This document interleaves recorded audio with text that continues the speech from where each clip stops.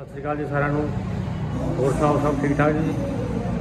अज आप खोलना प्लैटिना मोटरसाइकिल का इंजन ਵਿੱਚੋਂ आवाज़ बहुत होर तरह की आ रही है, जिदा कुछ में टुट चुकिया होंगे।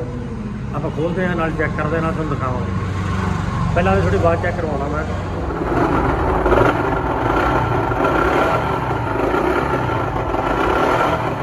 सब तो पहला ये करवानी वाशिंग, क्योंकि मिट्टी बहुत है। वाशिंग वगैरह कराने पहला, फिर इन्हू खोलेंगे।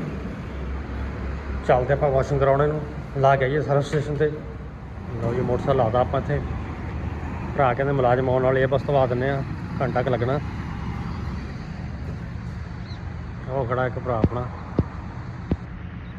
घंटे तक कहना मैं दे देना, बस दवा के मुड़ के खोल दें। धुंध बहुत हो गई।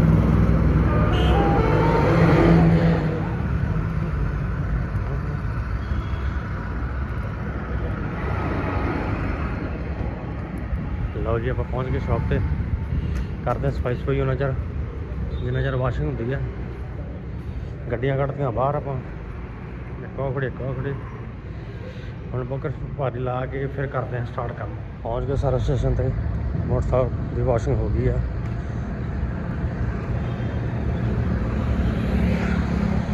वाशिंग वगैरह हो गई, करते स्टार्ट तो चलते हैं। ऐसे देखिए भरावान को मोटरसाइकिल नहीं होया स्टार्ट। सिखो भरा सद्या, आ गया भरा अपना, लत्त ला के ले आने फिर इनू। चल ये स्टार्ट नहीं होया, फिर लत्त ला के ले चल गए। लाएंगे लत्त, चलो चल मिलते हैं भाई।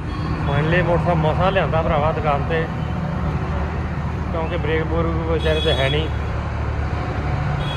हम इन्हें खोलते हैं, देखते हैं की निकलता विचों। काफ़ी काम करने वाले थे।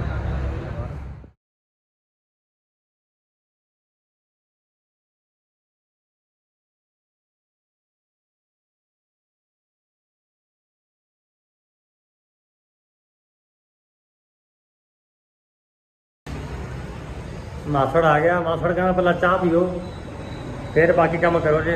मासड़ आ गया, दुध लैके घर का अपना, हम चाह बनाने पहला फिर बाकी इन्हें खोलते हैं। मासड़ आ गया, मासड़ का दुध लैके आया, हम मासड़ का दुध पाने आप लेने, मासड़ का दुध पाने आप। हाँ घर का दुध चाह सवेरे आप ही बनाई दी आप।